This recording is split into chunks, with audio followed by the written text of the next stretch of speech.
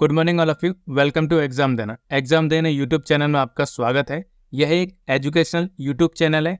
यहाँ पर विभिन्न प्रतियोगी परीक्षाओं जैसे कि SSC, bank, railway and state PCS जैसे एग्जामों के लिए स्टडी मटेरियल प्रोवाइड किया जा रहा है। आज हम आरएएस भर्ती 2023 के संबंध में चर्चा करने वाले हैं। इसमें जो ओवरऑल पोस्ट है वो 905 है। इसमें हम चर्चा करेंगे कि क्या है परीक्षा का पैटर्न, दूसरा बिंदु रहेगा क्या है पाठ्यक्रम, और तीसरा बिंदु रहने वाला है सीसेट है या नहीं। आज का जो डिस्कशन है वो पूरी तरह से आरएएस रिक्रूटमेंट 2023 के संबंध में है। सबसे पहले हम जानने की कोशिश करेंगे कि आरएएस क्या है, दूसरा इंपॉर्टेंट डेट्स क्या है, तीसरा वैकेंसी की में पोस्ट कितनी है और फीस क्या रखी गई है कमीशन के द्वारा, और इसमें एलिजिबिलिटी क्राइटेरिया के विषय में हम चर्चा करने वाले हैं।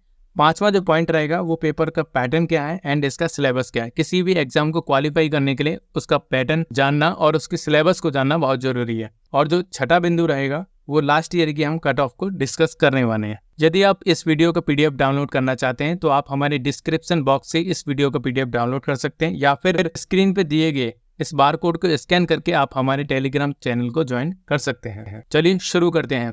सबसे पहले बात करते हैं नेम ऑफ द पोस्ट, यानी कि पोस्ट का जो नाम है वो है राजस्थान स्टेट एंड सब ऑर्डिनेट सर्विसेज कंबाइंड एग्जामिनेशन 2023। अगर इसके एग्जाम के कंडक्ट की बात की जाए तो राजस्थान पब्लिक सर्विस कमीशन इस एग्जाम को कंडक्ट करता है, और इस एग्जाम के लेवल की बात करें तो यह स्टेट लेवल का एक एग्जाम है। अगर जॉब लोकेशन की बात करें, इस एग्जाम को क्वालिफाई करने के बाद आपकी पोस्टिंग जो है वो राजस्थान में होगी।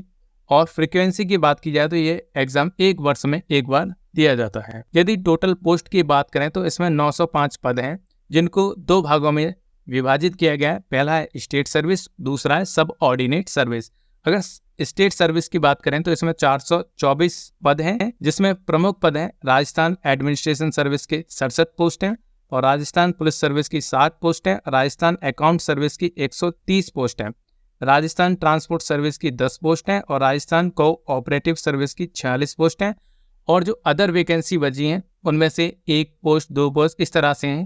नेक्स्ट की अगर बात करें तो स्टेट सब ऑर्डिनेट सर्विस हैं, जो 481 पोस्ट दी गई हैं, जिनमें प्रमुख बात की जाए तो तहसीलदार सर्विस की 110 पोस्ट हैं, कमर्शियल सर्विस की 37 पोस्ट हैं, और कोऑपरेटिव सर्विस की 203 पोस्ट हैं। और रिमाइंडर जो वैकेंसी हैं उनको नीचे रखा गया है, जिसमें किसी में 2 हैं, किसी में 10 हैं, तो किसी में 8 है। यदि इंपॉर्टेंट डेट की चर्चा करें तो एप्लीकेशन शुरू होगा 1 जुलाई 2023 से, और जो लास्ट डेट है इस फॉर्म को अप्लाई करने की वो 31 जुलाई 2023 रात 12 बजे तक है।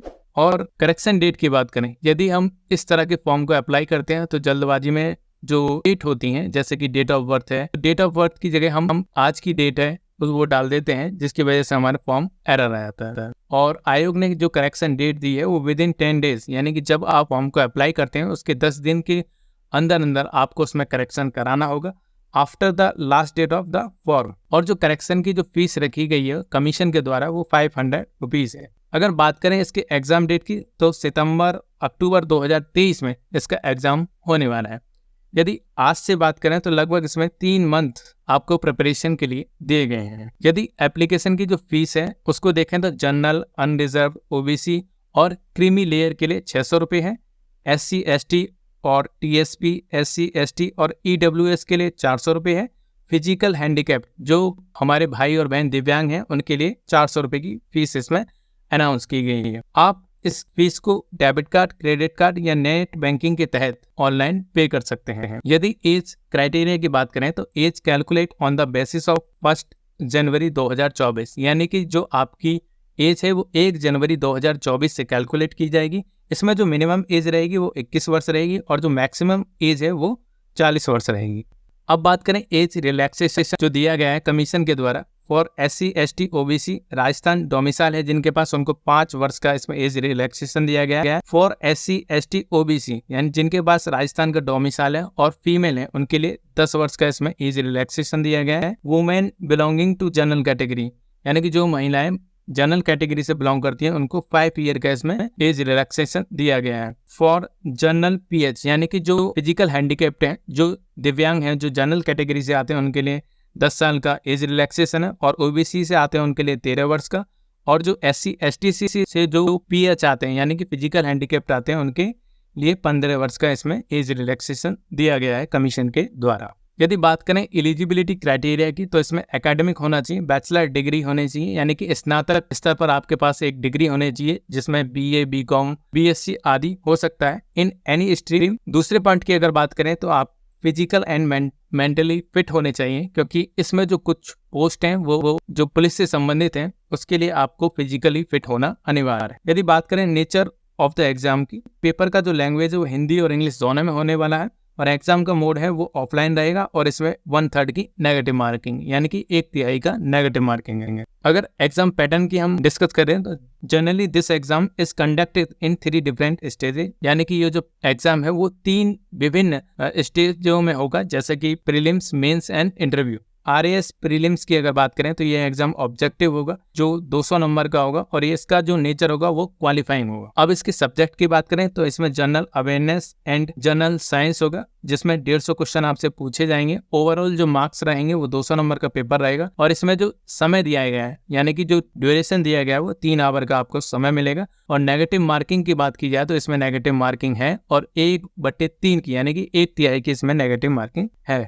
और इसमें सबसे बड़ी खुशी की बात यह है कि इसमें no CSET exam as like UPSC and UPPCS, यानी कि UPSC और UPPCS की तरह इसमें CSET का एग्जाम आपको नहीं देना पड़ेगा। हालांकि इसमें कमीशन के द्वारा 150 क्वेश्चन में ही मैथ और रीजनिंग के क्वेश्चन आपसे पूछे जाएंगे। अगर प्रीवियस पेपर की हम स्टडी करें तो उसका वेटेज की अगर बात करें तो उसमें हिस्ट्री के क्वेश्चन रहे थे 10, ज्योग्राफी के रहे हैं 10, और पॉलिटी के रहे हैं 10, और इकोनॉमी के रहे हैं 10, और science and technology and environment की बात करें तो इसके 20 क्वेश्चन रहे हैं, यानी कि यहाँ पर हमें ध्यान देने की अधिक आवश्यकता है। यदि current affairs and economic survey की बात करें तो इसमें 40 क्वेश्चन पूछे गए। राजस्थान जीके की बात करें तो 30 क्वेश्चन इसमें पूछे गए, यानी कि जो राजस्थान जीके है उसका ओवरऑल वेटेज अधिक रहता है, इसलिए आपको वहां पर ध्यान देने की ज्यादा आवश्यकता है। और मैथ एंड रीजनिंग की बात करें तो इसमें 20 क्वेश्चन पूछे जाते हैं, इसीलिए इसमें CSET का कोई प्रावधान नहीं है, क्योंकि इसमें मैथ और रीजनिंग को 150 क्वेश्चन में ही पूछ लिया जाता है। अब RAS मेंस की बात करें तो ये जो एग्जाम होगा वो डिस्क्रिप्टिव होगा और 800 नंबर का होगा, यानी कि 200 मार्क्स का प्रत्येक पेपर होगा, और इसमें 4 पेपर आपसे पूछे जाएंगे। पेपर 1 की बात करें तो जिसको हम GS1 के नाम से जानते हैं, 200 नंबर का होगा, आपको समय मिलेगा 3 घंटे का। पेपर 2 जो है वो GS2 के नाम से हम जानते हैं, 200 नंबर का होगा और आपको समय मिलेगा 3 घंटे का। पेपर 3 की बात करें उसे हम GS3 के नाम से जानते हैं, और आपको मार्क्स मिलेंगे 200 मार्क्स और 3 घंटे का इसमें समय दिया जाएगा। अगर हम पेपर 4 की बात करें तो इसमें आपसे general Hindi and general English पूछा जाएगा जो 200 नंबर का होगा, और ओवरऑल आपको समय दिया जाएगा इसके लिए 3 घंटे। अब बात करें फाइनल स्टेज की, जिसे हम इंटरव्यू, वाइवा या पर्सनैलिटी टेस्ट के नाम से जानते हैं, वो ओवरऑल 100 मार्क्स का होगा। यदि हम फाइनल सिलेक्शन की बात करें तो इसमें प्रीलिम्स आपका 200 नंबर का रहेगा, जिसमें 150 क्वेश्चन पूछे जाएंगे। मेंस जो है 800 नंबर का रहेगा, जिसमें 4 पेपर होंगे मेंस के, GS1, GS2, GS3 और general English and general Hindi. और लास्ट में जो होगा वो होगा इंटरव्यू 100 नंबर का। इसके बाद आपका डॉक्यूमेंट वेरिफिकेशन होगा, इसके बाद आपका मेडिकल एग्जामिनेशन होगा। यदि हम सिलेबस की बात करें तो प्रीलिम्स 2023 का जो सिलेबस रहने वाला है उसमें पहला टॉपिक है history, culture, art, literature, traditional heritage of Rajasthan, यानी कि इतिहास पूछा जाएगा, आर्ट एंड कल्चर पूछा जाएगा, और जो हेरिटेज है राजस्थान की उसके संबंध में आपसे क्वेश्चन पूछे जाएंगे। सेकंड टॉपिक की अगर बात करें तो इंडियन हिस्ट्री की चर्चा की जाएगी, यानी कि इंडियन हिस्ट्री के आपसे क्वेश्चन पूछे जाएंगे, जिसमें एंशिएंट, मिडिवल एंड मॉडर्न। और थर्ड पॉइंट आता है इंडियन एंड वर्ल्ड ज्योग्राफी, यानी कि भारत और विश्व के भूगोल से आपके क्वेश्चन पूछे जाएंगे। चौथा जो पॉइंट है ज्योग्राफी ऑफ राजस्थान। पांचवें पॉइंट की अगर बात करें तो constitution of India, political system and governance. छठा पॉइंट की बात करें तो administrative and political system of Rajasthan. अगर 7th पॉइंट की बात किया जाए तो इसमें Indian economy and basic economic concept आपसे पूछे जाएंगे। 8वें पॉइंट की बात की जाए तो इकोनॉमी ऑफ राजस्थान या साइंस एंड टेक्नोलॉजी इसमें आएगी। और 10वें पॉइंट की बात की जाए तो रीजनिंग एंड मेंटल एबिलिटी इसमें पूछी जाएगी। रीजनिंग एंड मेंटल एबिलिटी का मतलब है कि यहाँ पे रीजनिंग होगी और मैथमेटिक्स के इसमें कुछ क्वेश्चंस आपसे पूछे जाएंगे। और 11वें पॉइंट की अगर बात करें तो करंट अफेयर्स ऑफ राजस्थान, यानी कि राजस्थान का करंट अफेयर पूछा जाएगा। एंड 12वें टॉपिक की बात किया है तो current affairs events of national and international importance, यानी कि राष्ट्रीय और अंतर्राष्ट्रीय स्तर की महत्व की जो समसामयिक घटना है वो आपसे पूछी जाएंगी। अगर मेंस की अगर बात की जाए तो मेंस का सिलेबस जो रहेगा GS1 का, उसमें पूछा जाएगा पहले टॉपिक में हिस्ट्री, इकोनॉमिक्स, और तीसरा पॉइंट रहेगा sociology, management, accounting and auditing.